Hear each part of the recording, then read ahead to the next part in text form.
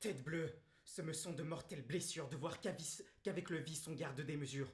Et parfois il me prend des mouvements soudains de fuir dans un désert l'approche des humains. Mon Dieu, des mœurs du temps, mettons-nous moins en peine. Et faisons un peu grâce à la nature humaine.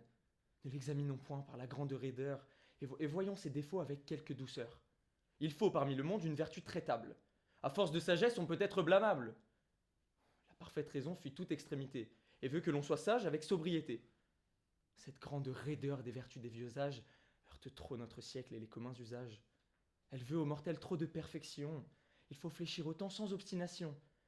Et c'est une folie à nulle autre seconde de vouloir se mêler de corriger le monde.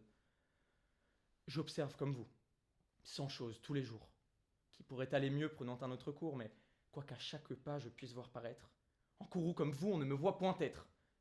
Je prends tout doucement les hommes comme ils sont. J'accoutume mon âme à souffrir ce qu'ils font. Et je crois qu'à la cour, de même qu'à la ville, on flegme mes philosophes, autant que votre bile. Mais ce flegme, monsieur, qui raisonnait si bien, ce flegme pourra-t-il ne s'échauffer de rien? Et s'il faut, par hasard, qu'un ami vous trahisse et que, pour avoir vos biens, on dresse un artifice ou qu'on tâche à semer de méchants bruits de vous, verrez-vous tout cela sans vous mettre en courroux? Oui, je vois ces défauts dont votre âme murmure, comme vices unis à l'humaine nature. Et mon esprit, enfin, n'est pas plus offensé de voir un homme fourbe, injuste, intéressé, que de voir des vautours affamés de carnage, des singes malfaisants et des loups pleins de rage. Je me verrai trahir, mettre en pièces, voler sans que je sois... Morbleu! Je ne veux point parler tant ce raisonnement est plein d'impertinence. Ma foi, vous ferez bien de garder le silence. Contre votre parti éclatez un peu moins et donnez au procès une part de vos soins. Je n'en donnerai point, c'est une chose dite. Mais qui voulez-vous donc? Qui pour vous sollicite? Qui je veux? La raison, mon bon droit, l'équité. Aucun juge par vous ne sera visité? Non? Est-ce que ma cause est injuste ou douteuse? J'en demeure d'accord, mais la brigue est fâcheuse et... Non!